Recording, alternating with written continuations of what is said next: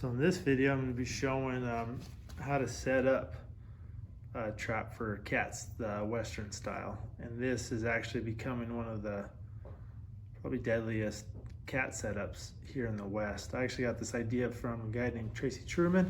He knows a little bit about trapping and using these expanded pans made by Wild River Trap Pans. It's ran by Mike Kelly. So he makes a bunch of different pans. You can see I use these ones, which are made for the MB 550. They also work great on the Bridger 1.65s. Also, they have a trap pan made for, I think, 1.5 size 1.5 traps that also works on the 1.65s.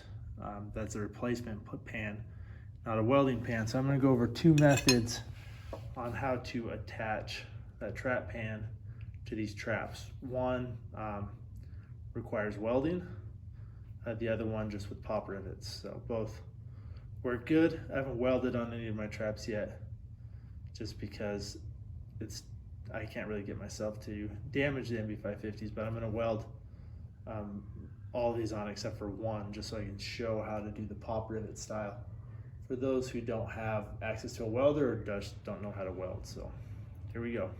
He designed these trap pans. You can see with a little notch out that fits right in the notch out there on the 550.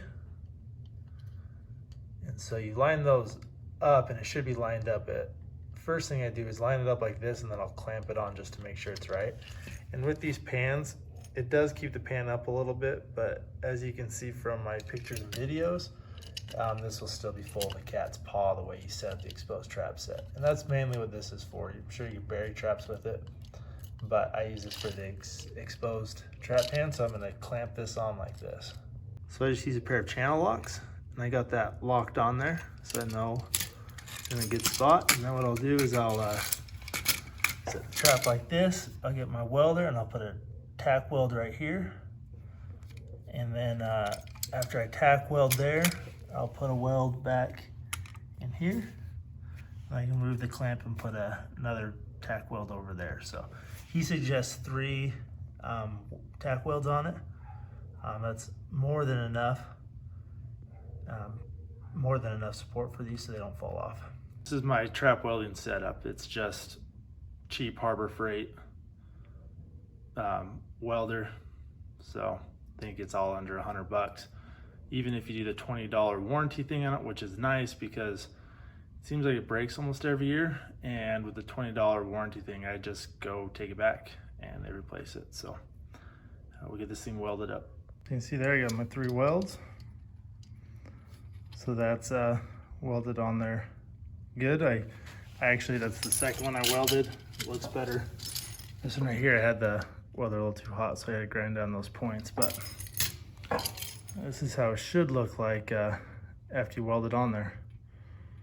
So I just gotta let that cool, and then we'll do the next step. I do the pop rivet style. So when I pop rivet it, I make sure this is out here, and then I'll do the same thing as the other one. I'll line up the pan cover so it lines up with the lines on here, and then I'll clamp it down with the channel locks.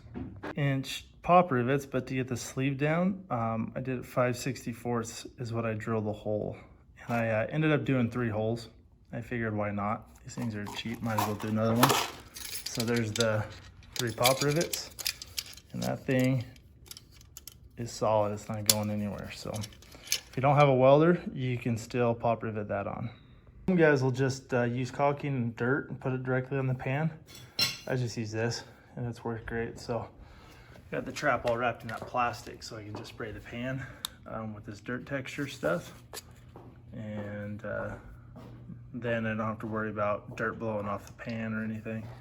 I have noticed it does chip this year. I've noticed that. So probably have to do it every year, I guess, until I get these pans boiled. I'm not worried about scent or anything, so I just set them as is, let them rust naturally while I'm trapping, and then next year I'll logwood dye them. And when they're that dark color, this paint might not really matter as much, but anyways, I'll get this pan painted up. So now it's painted, just gotta let that dry. This paint takes a bit to dry, so might not be totally done until tomorrow, but we'll see. So there's the finished trap painted.